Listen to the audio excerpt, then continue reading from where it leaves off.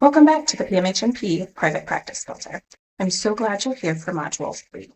Today, we're going to dig into one of the most important parts of running your private practice, financial systems and pricing. This is where your clinical skills meet the business side of things and where you really start to shape your income and long-term sustainability. In this module, you'll learn how to choose your payment model, whether that's cash, insurance, or hybrid. You'll learn how to confidently set your fees by reverse engineering your income goals and positioning your rates as a reflection of your value. We'll learn to build financial systems that protect you, reduce stress, and keep your business healthy. And finally, we'll learn how to communicate your services to represent your value and make yourself really stand out. This may sound like a lot, but I promise I'll walk you through it step by step. And by the end, you'll feel clear and confident about how money flows into and out of your practice, and you'll set yourself up for growth, freedom, and sustainability. Here's a quote from Warren Buffett. Do not save what is left after spending, but spend what is left after saving. I want you to keep that quote in mind as we talk through your financial setup for your business and how to allocate your money as you're thinking about your salary, your profit, and your operating expenses. Why does thinking about our financial systems matter? Well, clearly, we are in a business to help people and to get paid. We need to take care of ourselves and our families, and to do so, we need an income. And your practice is a business. We need to operate with a business mindset and think about how strong systems will protect you legally as well as financially. Having a clarity in your business is going to support sustainability. Having this set up at the beginning is going to make it much easier to maintain over time. You're going to feel less stressed as you navigate your income, your expenses, taxes, and it's going to allow for you to grow long term. It's important because fees that you charge and reimbursement from insurance companies drive your success, your ability to maintain your practice, as well as considering expanding your practice in the future. And having a poor setup is going to contribute to chaos, which looks like disorganized finances. It will be hard at tax time to find all of your documentation for your receipts, looking at your operating expenses to pull out any deductions. And with insurance, you might have challenges in filing incorrectly or at an inappropriate time. All of these things just really set you up for additional stress and burnout. So thinking about how to approach your business financially from the beginning is going to, once again, promote your long-term success. We talked about this already in the last module, but just to reiterate, what are your payment model options? So there's really three. You can be cash pay only. This is simple, it's fast, and you're not going to be dependent upon insurance. So as soon as you have your business formation completed and you ensure that you have all of the legal requirements like we talked about last time, you can open, and especially with a tele-psych practice, you can open for business, and that happens really quickly. So you'll already be able to serve patients, you'll already be able to make an income. With an insurance-only model, this will increase access, so you'll have more patient referrals likely, and the total volume that you might be able to see is likely larger, but your reimbursement is going to be lower than cash, and it's going to be slower. So there's often a delay if you're credentialed directly with an insurance company of at least several weeks, if not months. And with Headway, you get paid every 2 weeks. So it's more predictable, but there is still a delay. As with cash pay, you're paid at the time of the appointment. A hybrid option, I think this is a really great balance. It blends both. It is flexible, but it can be complex to manage in some ways that you have to alter your system slightly when you're seeing a cash pay patient versus an insurance pay patient. The other component with the insurance only that we didn't really talk about yet is that when you're insurance only, it doesn't mean that you need to panel with all of the insurance networks in your region. It doesn't mean that you need to panel with Medicare and Medicaid. These are all options. You can do some research on what the reimbursement rates are with specific insurance companies, as well as how easy or challenging the specific companies are to work with. Because you are setting out with your first time opening a practice, and you're likely going to be a solo practice at first, you might want to consider how many denials the insurance company has, how difficult it is to get in contact with a representative from the insurance company, and be selective with the companies that you credential with. And you have the capacity to be selective. In terms of identifying these companies, that can be a little bit harder. Ideally, you have a good network in your community or in the area in which you plan to see patients, or can rely on things like Facebook groups or Reddit, etc., to provide you with some additional information about the different insurance companies. So we'll talk about cash pay first, and we'll think about setting your fees. If you're not sure if you want to be cash pay only or cash pay plus insurance, it's easy to start with just being cash pay. So if you have any sort of hesitancy about the sustainability of a cash pay practice, that's okay. But also it makes sense to just start that way because you'll be able to start much sooner. So what does this look like? You're going to want to know, again, what are other people charging? So you're going to do your market research, and we'll talk a little bit more about that in later modules, just the market research in general for your practice and differentiating yourself. But you're going to look at rates in your state for NPs in private practice.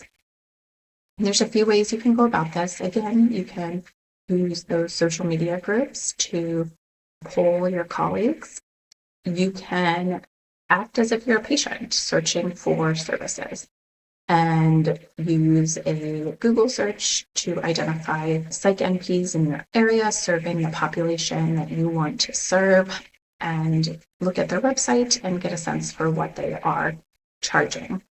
You can, do the same thing on Psychology Today, filter by location and population served, and look at their fees for service. You're, of course, going to differentiate your intake fee from your follow-up sessions.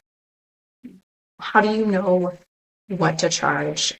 Part of it is reverse engineering your income goals. So you want to know, how much do you want to make in your practice? How much do you need to make to cover your operating expenses? And from there, you can get an idea of how much you should charge for each session. And we'll talk about that a little bit more in detail in the next few slides. You're, of course, going to consider what your business expenses are and taxes. And you're going to position your fees as a reflection of your value, not just your time. So if you're coming from a W-2 position, you might make a salary of $150,000 a year. And when you break that down to hourly, comes out to about $70 an hour. So you might think, okay, my intake's going to be an hour, so I should charge at least $70 for it, because that's how much I'd be making. And then maybe, I'll add on $30 to cover the expenses. That is a very low fee for your intake. You're going to want to think about what value are you adding that someone might not otherwise be able to access. So for me, for instance, my practice is virtual only. I offer accessibility in that I have appointments after school hours. I have appointments available within 2 weeks. And I position myself as a nurse practitioner that listens to patients and families, spends ample time with them, understanding their concerns, and creating a holistic plan that includes lifestyle factors, dietary factors, supplement recommendations, along with prescription medications, and supportive therapy if desired. So all of those things are unlikely to be found in a community mental health center or in an academic medical center. So that's the value that you add. So I'd say maybe on average, anywhere from $250 to $500 for an intake session is something that you could consider for your practice. And then follow-ups, probably, if you're going to do a 30-minute follow-up, probably around $150 to $200. And if you're going to do an hour follow-up, probably around $200 to $300. Again, just depending on your market. So something to consider, and it does start with research. You want to know what others in your area are charging in order for you to be a competitive provider. Insurance reimbursement. Rates are going to vary significantly by state as well as by individual payer. This is why it's helpful to network with colleagues in your state, because talking to someone in a different state is not always going to be informative or indicative of your experience. So trying to get a sense of what the rates are generally, thinking about which payers, which insurance companies reimburse higher or lower amounts and what the difference is there. In my experience, there can be up to about a 25% difference for the same service between insurance companies. And that's a significant amount when you look at it collectively. Overall, the reimbursement for insurance is going to be much lower than cash rates, but with having the increased volume from being in network, you're going to be able to likely have that increased cash flow just from the overall volume. The reimbursements can take weeks to months, so that's something that you need to plan for as you're considering your finances. Patients may ask about super bills if you're out of network, so this one kind of goes between cash and insurance, but you can certainly provide patients with a super bill. Most EHRs have the capacity to do that, and it's pretty simple. It's essentially a document that says the patient's name and their diagnosis and the code that you use to bill for your service. And then the patient provides it to their insurance company, and depending on their out-of-network benefits, they may or may not get partial reimbursement. I think that one of the easiest ways to figure out what the insurance companies are reimbursing is to credential through Headway. The reason for this is because when you go to Headway, you complete one credentialing application, and then Headway submits that to the different insurers on your behalf upon you confirming that you would like them to do so. So once you submit the application, you will be shown a list of the different insurance companies that you can choose to be in network with, as well as what the reimbursement rates are for the most commonly used CPT codes. From there, you can say, yes, I'd like to credential with each of those, or I'd like to be selective and choose one or two. If you decide not to stay with Headway, this gives you insight when you are moving forward with credentialing on your own in terms of which companies you might want to prioritize related to their reimbursement rates and overall ease of partnering with. All right, so you'll be able to look at your workbook here, but we're going to want to think about revenue projections and your break-even point.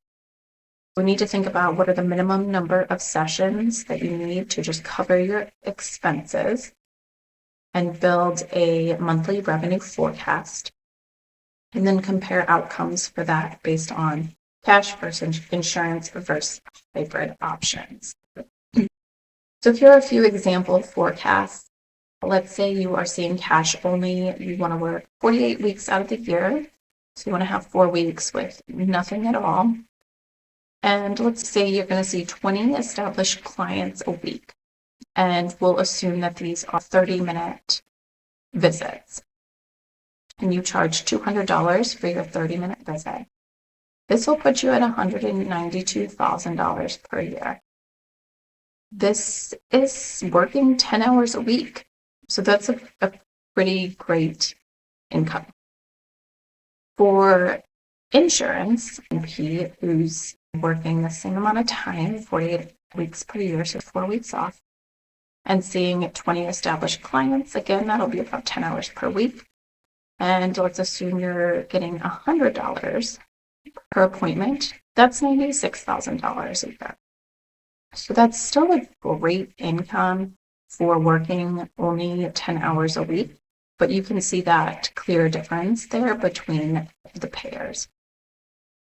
So for your action step and in your workbook, you're going to think about what is your income goal and what sort of schedule do you want to work? Because let's say your income goal is $1,000 a year. If you are working solely with insurance patients, you'll need 40 follow-up per week. So that's still only 20 hours a week, and you'd be able to reach that goal. So if that's something you're content with, that amount and that number of visits per week, then that can be your target. You do want to consider the amount of time you'll spend submitting for insurance reimbursement and all of the administrative tasks. And this is, of course, not taking into consideration your expenses. This is just looking at your gross revenue. All right. I mentioned in a previous module the Profit First method by Mike McCowitz, and I'll link his book in our resources for this module. This is kind of an adaptation of the method, but thinking about a good flow for the money that comes in and how to protect yourself for sustainability. Business owners often get in trouble, find themselves in a spot where they've overspent and they are short on finances. And that can really lead to business failure and potentially closure of your practice. To get ahead of that, to ensure that you are always operating within your means, considering a method like this can be really helpful. So essentially all of the payments or reimbursements will dump into your income account. And from there, you can distribute your money into a profit account, your pay, a tax account, and an operating expense account. The high fidelity method would be essentially going to 5 different banks for all of these accounts. That seems pretty extreme to me. I personally lump the income and the operating expenses in one account, and then I just choose a separate account within the same bank. I do have a separate bank where I send my tax money, and then I transfer my pay to my non-business related checking account. So all the money goes into your income account, and you automatically pull out what you want your salary to be, whether that's 50, 60% of what's coming in, and it could be more or less, but you want to make sure that you are setting aside enough money for the other components of your business. So here on this monthly revenue projection, so it's $20,000 comes in, owner's pay is going to be half of that, so $10,000. Taxes, if you guys have been paying attention, this is too low, but let's say maybe they saved 45% the month before, or maybe they kind of front loaded their taxes. So they're pulling out 15% for tax. The operating expense account might have determined about 30% of their revenue is necessary for operating expense, and then profit.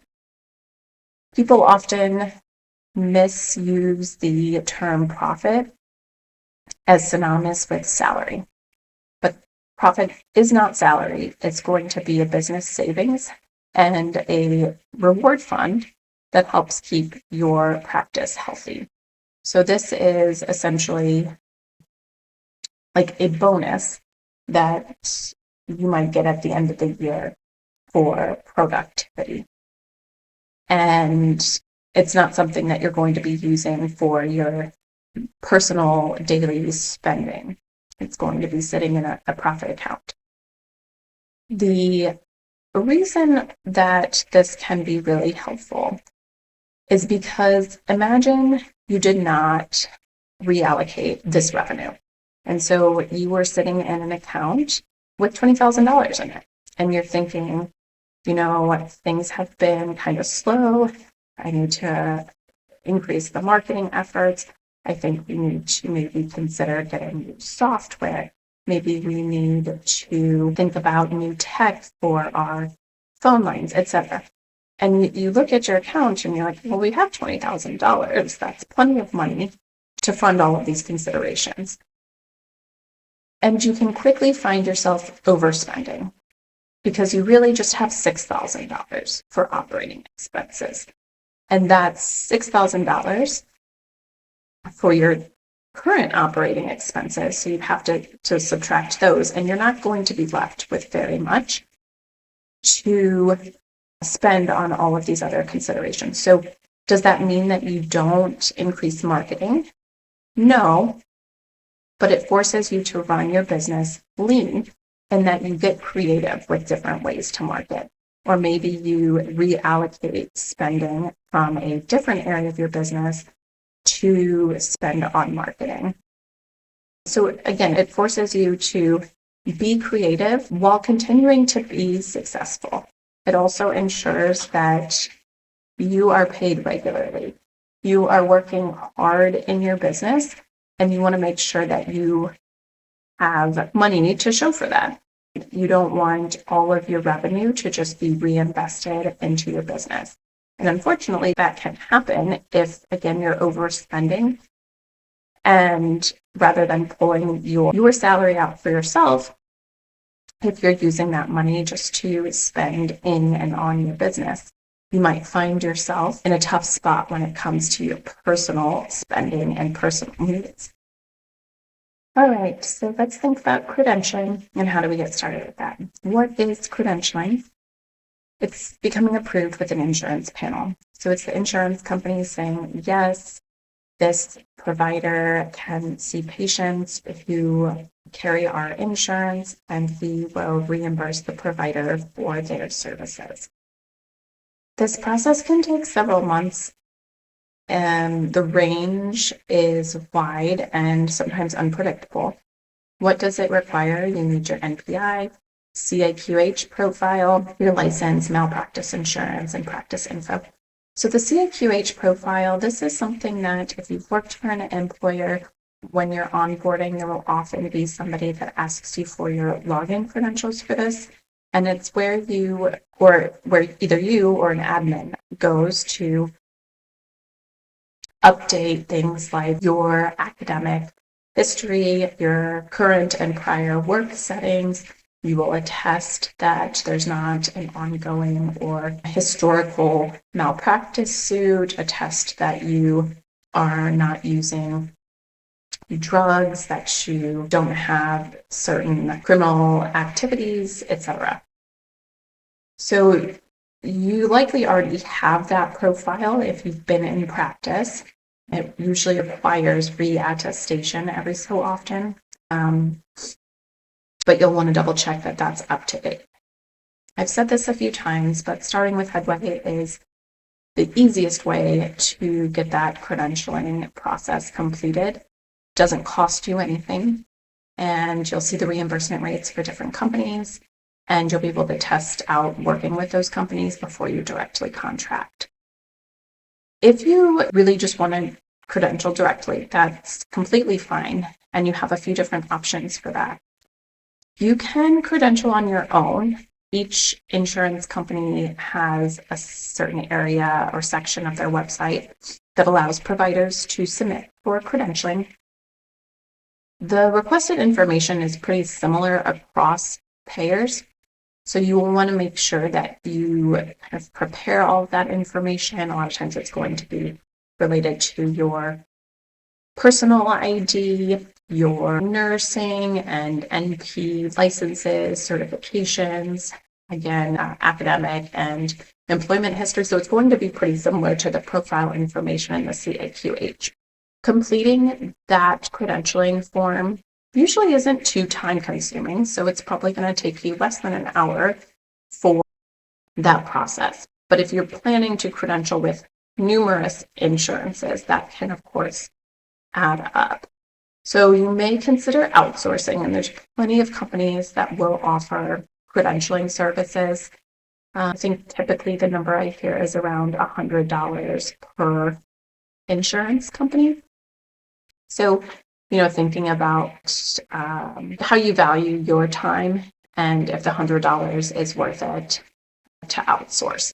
And that's just an independent decision. One thing we haven't talked about are clawbacks. This is where insurance takes back money that they already paid to you. So let's say they reimburse you $200, you get a $200 check in the mail, and you've put that into your income, you've spent it, all of the things that you would do with money that you've earned. The time limit is different depending on state, but at its shortest, it's usually around a year. So let's say 9 months later, the insurance company comes to you and says, we accidentally sent you $200. It was supposed to be $150. Please repay us $50. If this is happening with many of your claims, you could find yourself owing quite a bit of money. That's a very unpleasant surprise, and you want to make sure that if this does happen, you are in a spot financially where you're able to repay that money. So why does this happen? It could be that patient is retroactively found ineligible for the service. They may do an audit and find that your documentation doesn't meet standards. So this could be you submitted for reimbursement for a 99214, and they audit your chart and they find your documentation only supports a 99213, And so they overpaid you and request that overpayment be returned to them. Again, this can occur months after or even years, and it is state dependent. How can you protect yourself from this? Keep your thorough documentation. Ensure that your documentation aligns with the code that you are submitting. Follow your specific payer rules. So there will be a big book that you get with all of the specific rules for that payer, and you want to be familiar with those and ensure you're following them. And then you want to have that cash reserve in the event that the insurance company is requesting that you pay them back. Okay, so what are your billing options? There are a few. Self-billing or in-house. This is you are billing. If you are working with Headway, the billing process is very simple. After your session, you just enter your CPT code and confirm that the person is located in the state in which you are licensed and hit submit. So pretty simple. If you are billing on your own with directly being credentialed with an insurance company, there are several different platforms that the companies may use in which you will verify the insurance status of the patient and then submit your CPT codes.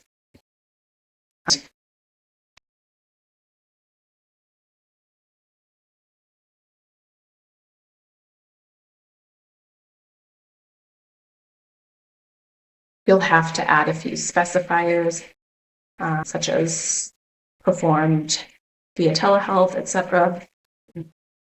It can take a little bit of time, and there is a bit of a learning curve associated with that.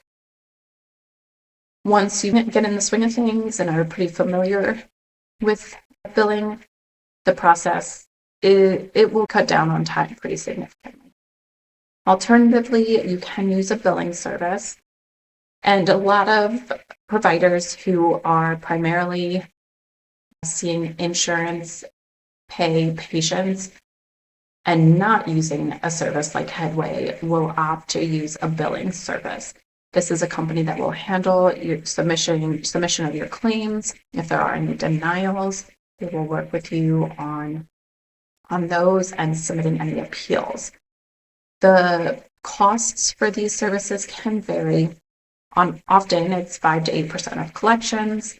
This does free up your time significantly, so you can perhaps see, another client per week rather than doing billing. So in terms of what service should you use, state specific. So I recommend, if possible, to find more of a local service who is very familiar with those insurance companies in your state, because they are going to understand what the common denials are, if there's any specifications you should have in your documentation that can protect you from these, and will be better able to submit your claims in an efficient way. A lot of the billing services are going to be nationwide. Sometimes there's international billing services. If possible, finding somebody local is what I would recommend. And again, networking with colleagues to get recommendations for those types of services. All right. For a final time, Headway for Insurance, free platform. They will credential you. They handle billing. They communicate with your patients about having a credit card on file. We'll outreach them if for any reason there's an issue with their credit card. You get reimbursed regardless of the timing in which the insurance company actually reimburses Headway. You get reimbursed even if there is an issue temporarily with a patient's credit card. They do keep a small percentage of the claims. It's unclear exactly what amount they keep. There are rumors that it's around 10%. That being said, the amount that they reimburse the provider is the amount I receive from them for the same CPT code. So let's say I'm submitting a 99214 with Headwave or submitting a 99214 with the insurance company directly. I'm making about 25% more with Headwave. It's fast and easy to get into insurance this way. You do have less control. It's limited to the panel. So in some states, they don't have Medicaid or Medicare. There is some concern about the requirements that Headway has in place and that there's certain CPT codes they don't allow you to bill for. But overall, it can be helpful for starting out, testing out insurance reimbursement rates. And a lot of times people will continue to use it long term just because it is convenient and the reimbursement rates are pretty high. Okay, Thrizer for cash practices. This is something that I learned about fairly recently. It is really helpful for clients that want to use their out-of-network benefits. In some ways, it kind of works like a middleman. You'll invite clients to Thrizer if they're interested, and clients will pay Thrizer your full cash rate upfront. Thrizer handles filing of the claims with the insurance company, and then for those out-of-network plans that do reimburse clients, whether partially or fully, clients will be reimbursed directly through Thrizer. Thrizer does have an option for clients to pay less upfront. They do charge 5% for clients to be able to do that, but that is an option. The benefit for you is that you always get your full fee. Clients with out-of-network benefits might save money in that Thrizer is actively submitting those super bills and working with the insurance companies to optimize the out-of-network benefits. And this is a really great option for if you are seeing cash pay patients, but want to offer them some insurance reimbursement, even with it being out of network. Patients often find this to be really helpful in cutting back their admin time required with working with the insurance company, and it's helpful in then retaining clients that are paying cash by making their overall experience smoother and more affordable. All right, you've made it through Module 3, Financial Systems and Pricing. I know this is one of the trickier parts of starting a practice, but it's also one of the most empowering. When you know your numbers, set your fees with intention, and create systems that keep you financially organized, you're not just building a practice, you're really building freedom. Remember, your practice is a business first.